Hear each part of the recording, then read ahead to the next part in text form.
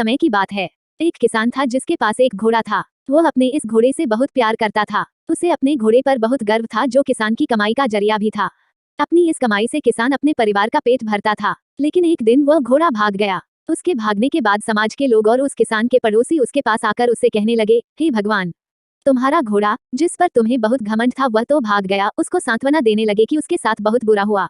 लेकिन किसान ने उसका जवाब बहुत ही सहजता से देते हुए कहा, हाँ, बहुत बुरा हुआ। फिर अगले दिन घोड़ा वापस आ गया। लेकिन सिर्फ घोड़ा वापस नहीं आया बल्कि वह अपने साथ 3 जंगली घोड़े भी लाया। फिर उसके पड़ोसी उसके पास दौड़ते हुए आए और उस किसान से कहने लगे, आपका घोड़ा आ गया और अपने साथ 3 और घोड़े भी लाया है। यह तो बहुत अच्छी बात है, आपकी किस्मत तो बहुत अच्छी है। किसान बहुत खुश हुआ, उनकी तरफ देखा, फिर उसका जवाब बहुत ही साधारण रूप से दिया और कहा, हाँ, शायद कुछ दिनों बाद किसान का बेटा उसी जंगली घोड़े में से किसी एक को काम के लिए उपयोगी बनाने की कोशिश कर रहा था। लेकिन इसी कोशिश के दौरान घोड़े ने उसे जमीन पर पटक दिया और उसका पैर बुरी तरह से टूट गया। उसके पड़ोसी उससे कहने लगे, उस पागल घोड़े ने देखो तुम्हारे बेटे के साथ क्या किया, उसका पैर तोड़ दिया। यह तो बहुत बुरा हुआ। किसान दुखी हुआ और फिर से उसी तरह जवाब दिया और कहा, हाँ, शायद मेरे बेटे के साथ गलत हुआ। अगले दिन सेना के कुछ जवान उस किसान के घर आते हैं जो जंग छिड़ने के कारण नए जवानों की भर्ती कर रहे होते हैं। उसमें से एक जवान ने किसान के बेटे को देखा और बोला, इसका तो पैर टूटा हुआ है, हम इसे सेना में भर्ती नहीं कर सकते। और वे जवान गांव के सभी लड़कों को लेकर अपने साथ चले गए।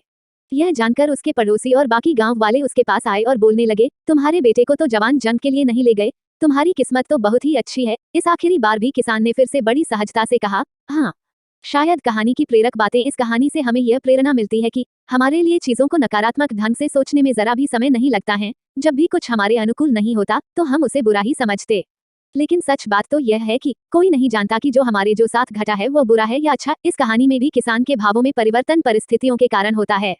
बुरी परिस्थितियों में वह नकारात्मक हो जाता है और अच्छी परिस्थितियों में वह सकारात्मक। इन नकारात्मक और सकारात्मक परिस्थितियों के बीच के समय में धैर्य रखना बहुत जरूरी होता है। क्या आप वाकई में यह बता सकते हैं कि हमारे साथ जो घट रहा है वो गलत है या सही, बिना यह जाने कि भविष्य में उसका क्या प्रभाव पड़ेगा हम पर या हमारे जीवन पर?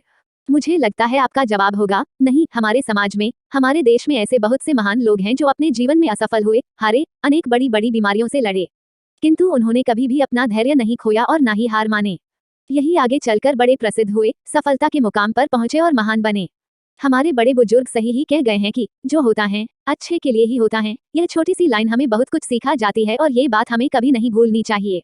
हमेशा कोशिश करते रहना चाहिए। जीवन के पथ पर निरंतर आगे बढ़ते चलो। आपको बस यह करना है, 1, किसी बात को लेकर ज्यादा परेशान नहीं होना है। 2, अपने आप को शांत रहना है। 3, अपने काम से काम रखना है।